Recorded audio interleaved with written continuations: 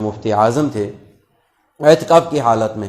ایک شخص نے خواب دیکھا اعتکاف میں، تو آئے حضرت سے بیان کیا کہ حضرت میں نے عجیب خواب دیکھا، میں بہت ڈر گیا. کہا کیا دیکھا؟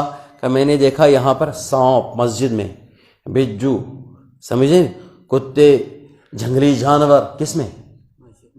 آپ یہیں ہے، آپ سن رہے ہیں نا. اصل میں ہماری وہاں عادت ہے، ہم بار بار پوچھتے ہیں لوگوں سے تو وہ جائے گی نہیں. ایک آدھ گھنٹے آپ کو بھی کچھ نہ کچھ سر ہلانا پڑے گا.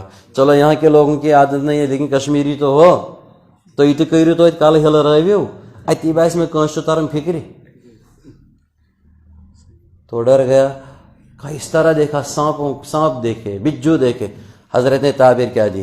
کہ یہ تمہاری وہ دنیا کی باتیں ہیں جو تم مسجد میں اعتکاف کی حالت میں کرتے ہو. انسان سلیقے کی زندگی، دین کی زندگی گزارے گا نا، اللہ کی قسم وہ اپنے چاروں طرف نور محسوس کرے گا. اعمال کے بعد گڑبڑ والی زندگی یہی ان اعمال کے نور کو بجھا دیتے ہیں. یہ دیکھو اب مسجد میں ہماری کتنی باتیں ہوتی ہیں، کتنی باتیں ہوتی ہیں.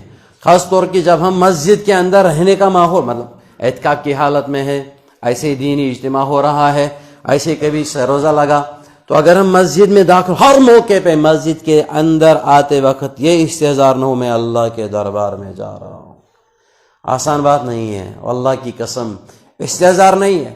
وہ تو سیدنا حضرت ابوبکر صدیق رضی اللہ تعالیٰ عنہ، میں سمجھ ہی نہیں پا رہا ہوں میں کون سی باتیں آپ لوگوں کو سنا رہا ہوں. مضمون کچھ اور چنا تھا، ادھر جا ہی نہیں رہا ہوں، لیکن ہو سکتا ہے اسی میں خیر ہو، کیونکہ ریموٹ انہی کے ہاتھ میں، اسی کے ہاتھ میں.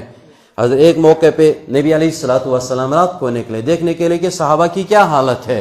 بیٹے کا یہ کام رہتا ہے کہ وہ دیکھے کہ جو میرے ماتحت ہے وہ کس اور جا رہے ہیں، صحیح ہے یا گڑبڑ. باپ کی ذمہ داری ہے پورے گھر کو دیکھے، اپنی بہوؤں کو دیکھے، اپنی اہلیہ کو دیکھے، اپنے بچیوں کو دیکھے کہاں جا رہے ہیں، بے دینی کی اور تو نہیں جا رہے ہیں. اور اس طرح امیر، جو جماعت کا امیر ہو، جو مسجد کا امام ہو، جو بھی کوئی بڑا ہو، اس کی ذمہ داری ہے دیکھ لینا، کل پوچھ ہوگی. تو اللہ کے نبی صلی اللہ علیہ وسلم جب باہر نکلے دیکھا حضرت ابوبکر رضی اللہ تعالیٰ تہجد پڑھ رہے، اور تہجد میں قرآن پڑھ رہے تھے، لیکن آہستہ.